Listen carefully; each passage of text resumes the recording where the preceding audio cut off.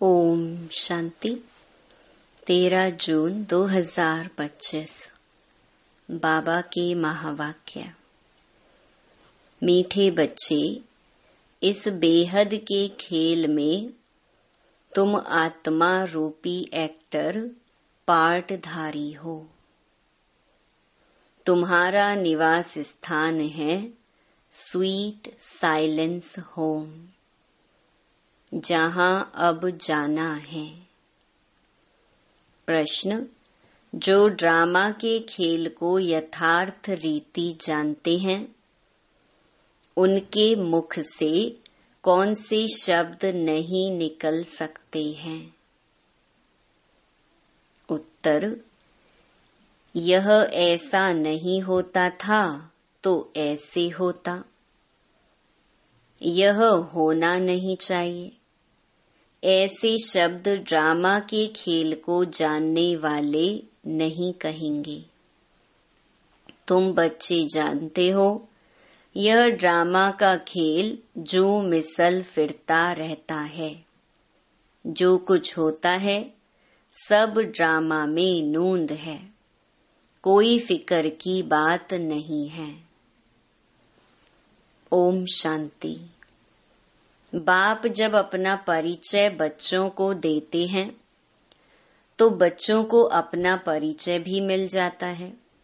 सब बच्चे बहुत समय देही अभिमानी होकर रहते हैं।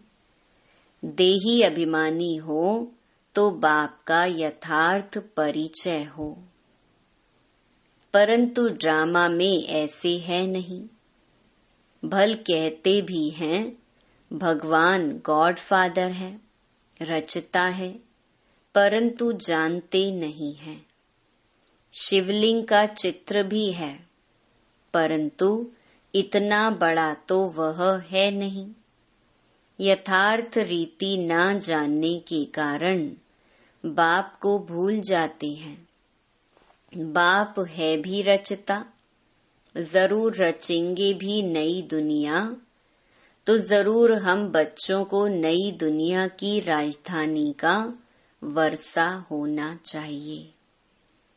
स्वर्ग का नाम भी भारत में मशहूर है, परंतु समझते कुछ भी नहीं। कहते हैं फलाना मरा स्वर्ग पधारा। अब ऐसे कभी होता है क्या? अभी तुम समझते हो हम सब तुच्छ बुद्धि थे। नंबरवार तो कहेंगे ना। मुख्य के लिए ही समझानी है कि मैं इनमें आता हूँ बहुत जन्मों वाले अंतिम शरीर में। यह है नंबर 1। बच्चे समझते हैं अभी हम उनके बच्चे ब्राह्मण बन गए। ये सब हैं समझ की बातें। बाप इतने समय से समझाते ही रहते हैं, नहीं तो सेकंड की बात है बाप को पहचानना। बाप कहते हैं मुझे याद करेंगे तो तुम्हारे विकर्म विनाश होंगे। निश्चय हो गया, फिर कोई भी बात में प्रश्न आदि उठ नहीं सकता। बाप ने समझाया है तुम पावन थे जब शांति धाम में थे। यह बातें भी तुम ही बाप द्वारा सुनते हो, दूसरा कोई सुना ना सके।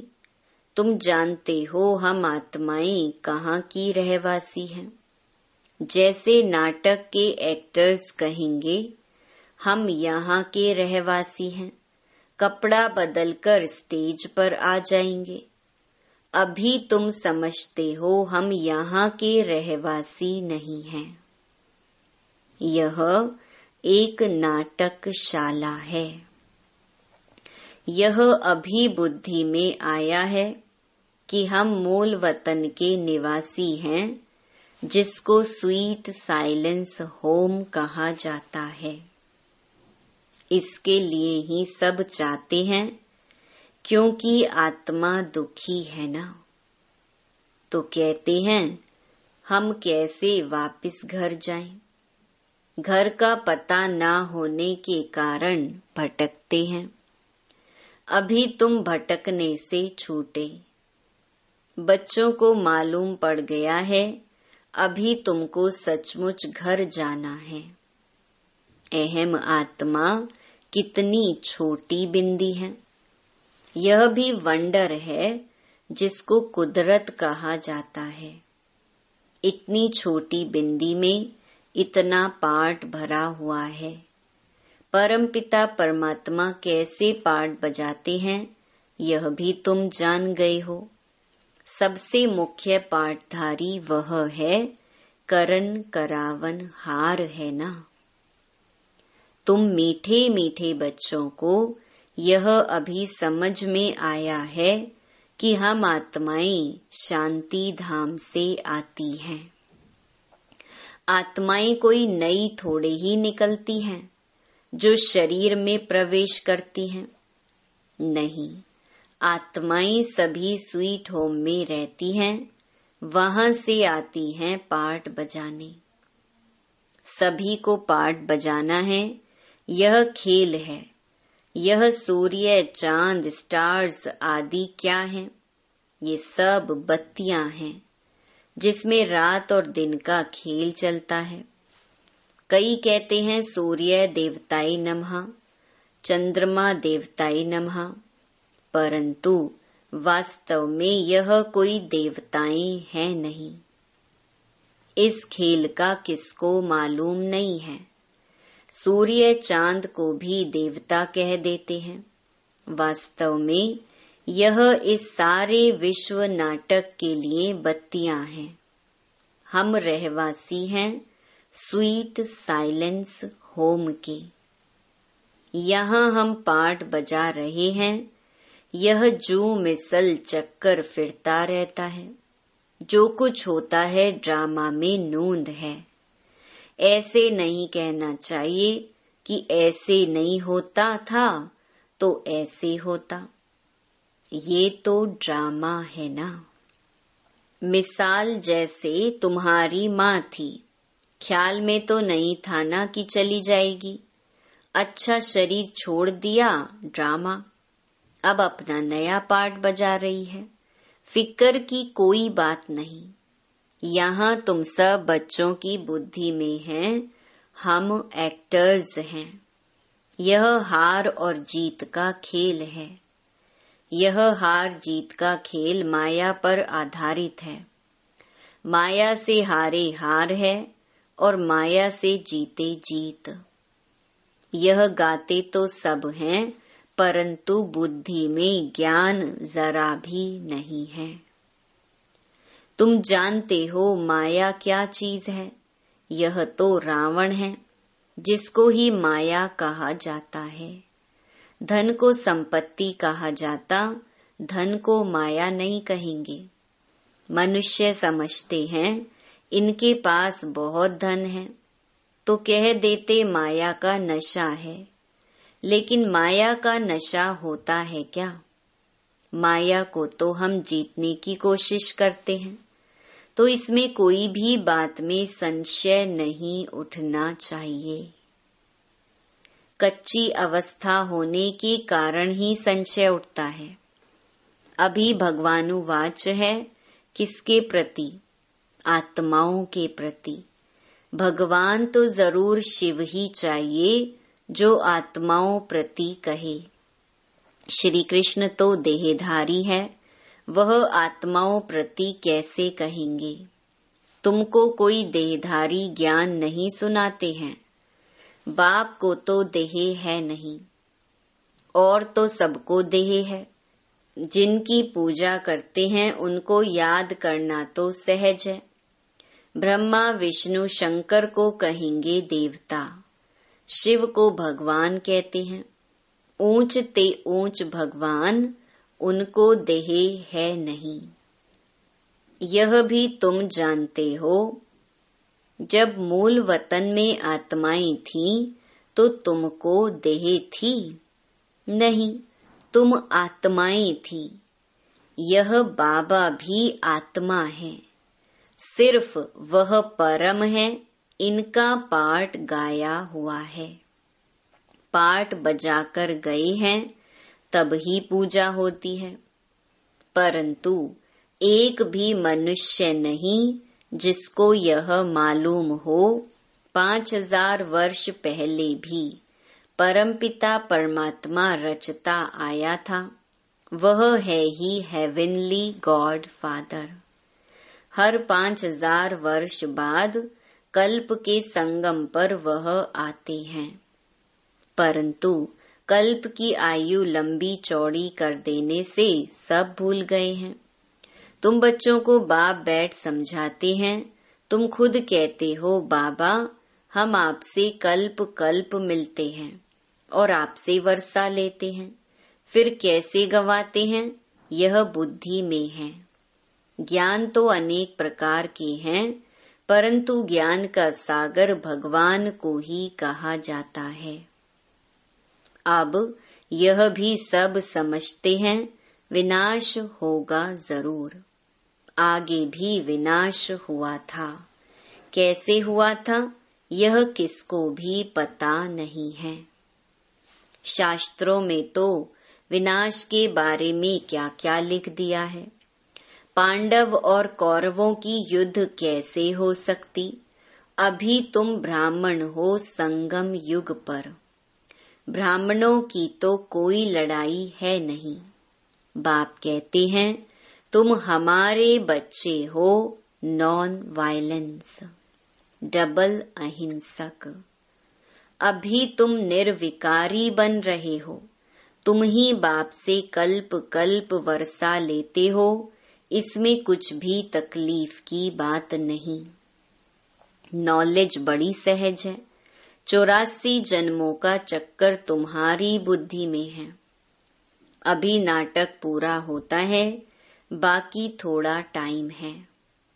तुम जानते हो अभी ऐसा समय आने वाला है जो साहूकारों को भी अनाज नहीं मिलेगा, पानी नहीं मिलेगा। इसको कहा जाता है दुख के पहाड़, खूने नाहिक खेल है ना। इतने सब खत्म हो जाएंगे। कोई भूल करते हैं तो उनको दंड मिलता है। इन्होंने क्या भूल की है? सिर्फ एक ही भूल की है जो बाप को भूले हैं। तुम तो बाप से राजाई ले रहे हो, बाकी मनुष्य तो समझते हैं मरे कि मरे। महाभारत लड़ाई थोड़ी भी शुरू हुई तो मर जाएंगे। तुम तो जीते हो ना। तुम ट्रांसफर होकर अमर लोक में जाते हो इस पढ़ाई की ताकत से। पढ़ाई को सोर्स ऑफ इनकम कहा जाता है। शास्त्रों की भी पढ़ाई है, उससे भी इनकम होती है, परंतु वह पढ़ाई है भक्ति की। अब बाप कहते हैं मैं तुमको इन लक्ष्मी नारायण जैसा बनाता हूँ। तुम अभी स्वच्छ बुद्धि बनते हो। तुम जानते हो हम ऊंच ते ऊंच बनते हैं, फिर पुनर्जन्म लेते लेते नीचे उतरते हैं। नए से पुराना होता है, सीढ़ी जरूर उतरनी पड़े ना। अभी सृष्टि की भी उतरती कला है।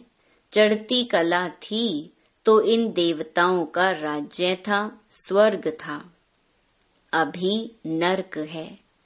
अभी तुम फिर से पुरुषार्थ कर रहे हो स्वर्गवासी बनने के लिए। बाबा बाबा करते रहते हो, ओ गॉड फादर कह पुकारते हैं, परंतु यह थोड़े ही समझते कि वह आत्माओं का बाप ऊंच ते ऊंच है। हम उनके बच्चे फिर दुखी क्यों? अभी तुम समझते हो दुखी भी होना ही है।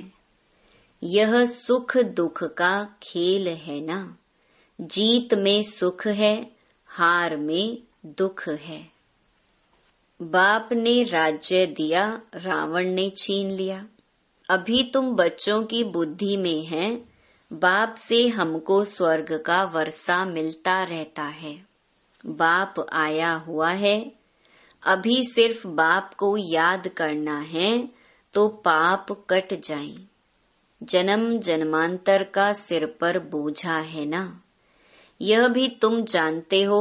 तुम कोई बहुत दुखी नहीं होते हो, कुछ सुख भी है आटे में नमक, जिसको काग विष्टा समान सुख कहा जाता है।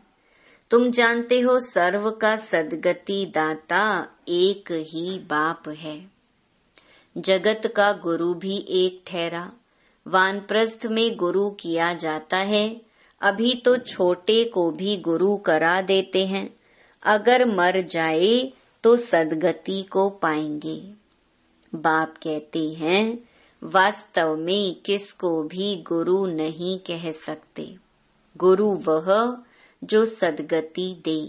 सद्गति दाता तो एक ही है, बाकी क्राइस्ट, बुद्ध आदि कोई भी गुरु नहीं। वे आते हैं तो सबको सद्गति मिलती है क्या? क्राइस्ट आया, उनके पीछे सब आने लगे। जो भी उस धर्म के हैं, फिर उनको गुरु कैसे कहेंगे, जबकि ले आने लिए निमित्त बने हैं। पतित पावन एक ही बाप को कहते हैं, वह सबको वापस ले जाने वाला है। स्थापना भी करते हैं, सिर्फ सबको ले जाएं तो प्रलय हो जाए। प्रलय तो होती नहीं। सर्व शास्त्रमयी शिरोमणि श्रीमद् भगवत गीता गाई हुई है। गायन है यदा यदा ही धर्मस्य ग्लानिर्भवति भारत। भारत में ही बाप आते हैं। स्वर्ग की बादशाही देने वाला बाप है, उनको भी सर्वव्यापी कह देते हैं। अभी तुम बच्चों को खुशी है कि नई दुनिया में सारे विश्व पर एक हमारा ही राज्य होगा। उस राज्य को कोई छीन नहीं सकता। यहाँ तो टुकड़े टुकड़े पर आपस में कितना लड़ते रहते हैं। तुमको तो मजा है, खगियां मारनी है। कल्प कल्प बाबा से हम वर्षा लेते हैं तो कितनी खुशी होनी चाहिए। बाप कहते हैं मुझे याद करो, फिर भी भूल जाते हैं। कहते हैं बाबा योग टूट जाता है। बाबा ने कहा है योग अक्षर निकाल दो, वह तो शास्त्रों का अक्षर है।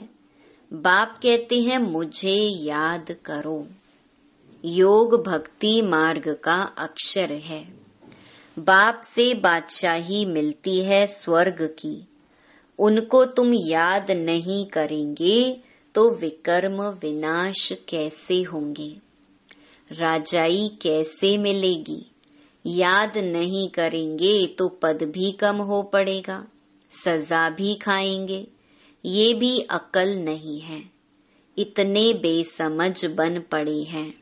मैं कल्प कल्प तुमको कहता हूँ मामेकम याद करो, जीते जी इस दुनिया से मर जाओ।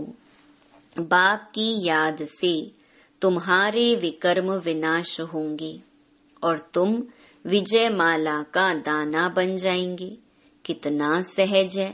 ऊंच ते ऊंच शिव बाबा और ब्रह्मा दोनों हाईएस्ट हैं। वो पारलौकिक और यह अलौकिक बिल्कुल साधारण टीचर है। वह टीचर्स फिर भी सजा देते हैं। यह तो पुचकार देते रहते हैं।